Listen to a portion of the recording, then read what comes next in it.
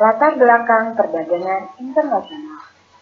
Di negara kaya akan sumber daya alam seperti Indonesia, ekspor sumber daya alam dianggap lebih penting daripada ekspor manufaktur.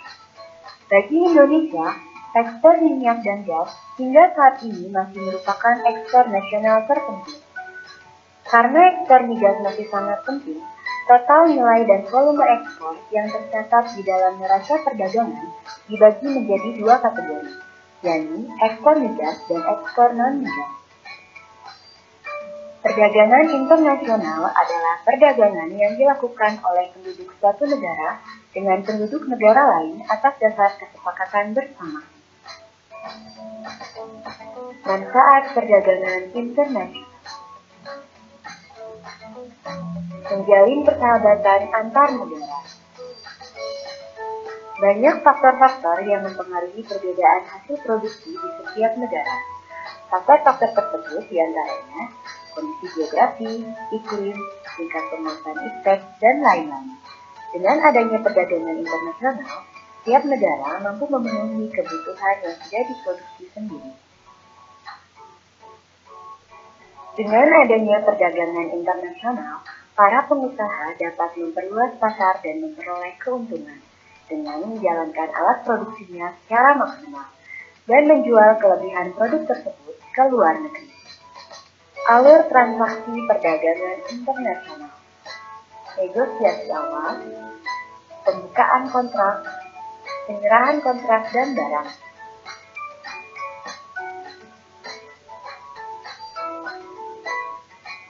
Negosiasi awal dimulai dengan proses terjadinya salah kontrak, yaitu kesepakatan antara pembeli atau importir dan penjual atau ekspor. Kemudian, bank importir akan mengirimkan draft LC atau letter of credit kepada bank eksportir untuk mendapatkan konfirmasi dari pihak penjual atau eksportir.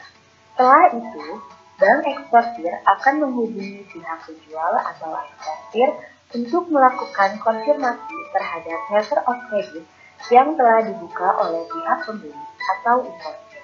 Lalu, pihak penjual atau eksportir akan membuka kontrak pengangkutan barang sesuai kesepakatan yang tercantum di dalam syarat kontrak. Setelah itu, pihak penjual atau eksportir menyerahkan bill of lading, packing list, dan dokumen-dokumen lainnya kepada bank eksportir. Setelah dokumen-dokumen sesuai persyaratan letter of credit, bank eksportir akan melakukan pembayaran kepada pihak penjual atau eksportir. Dokumen-dokumen yang sesuai dengan syarat letter of credit diteruskan kepada bank importir. Atas penyerahan dokumen-dokumen tersebut, bank importir akan memberikan pembayaran kepada bank eksportir.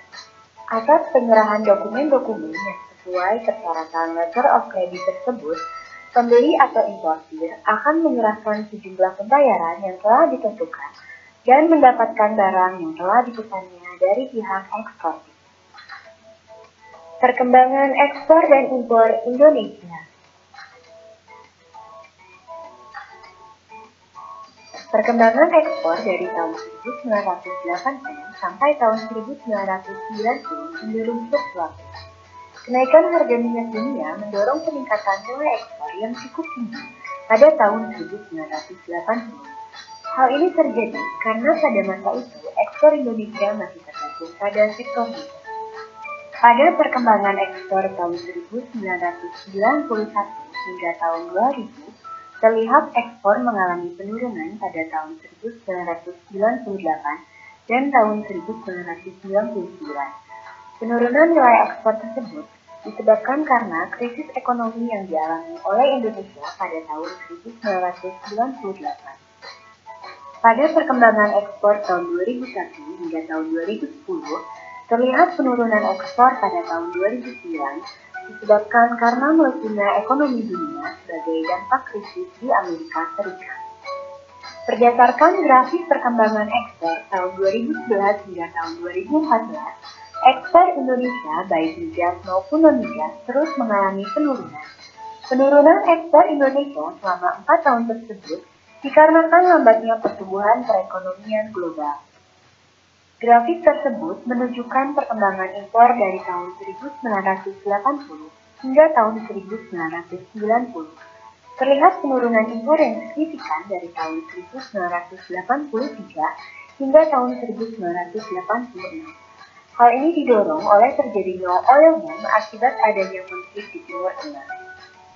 Berdasarkan grafik perkembangan impor tahun 1991 hingga tahun 2000, nilai impor menurun drastis pada tahun 1998 dan tahun 1999. Penurunan ini terjadi ketika Indonesia mengalami krisis ekonomi. Akibat dari krisis ekonomi tersebut menyebabkan merosotnya nilai tukar rupiah. Berdasarkan grafik perkembangan impor tahun 2001 hingga tahun 2010, terlihat nilai impor Indonesia menurun pada tahun 2009. Akibat dari melambatnya pertumbuhan ekonomi Amerika Serikat, pertumbuhan ekonomi di negara lain juga akan menurun, sehingga perkembangan impor pada tahun 2009 mengalami penurunan. Pada grafik perkembangan impor tahun 2011 hingga tahun 2014, terlihat bahwa impor cenderung mengalami penurunan pada tahun 2013 dan 2014. Penurunan yang besar terjadi pada impor non-migas. Penurunan impor ini disebabkan karena adanya beberapa kebijakan dari pemerintah, sehingga dampaknya produksi 7 komoditas pangan utama mengalami peningkatan dan impor mengalami penurunan. Kesimpulannya adalah, perdagangan internasional merupakan perdagangan antar atau lintas negara yang mencakup ekspor dan impor. Perkembangan ekspor dan impor Indonesia dari tahun 1980 sampai tahun 2014 umumnya mengalami penurunan pada saat krisis terjadi. Hal ini terjadi karena beberapa faktor yang disebabkan oleh krisis ekonomi.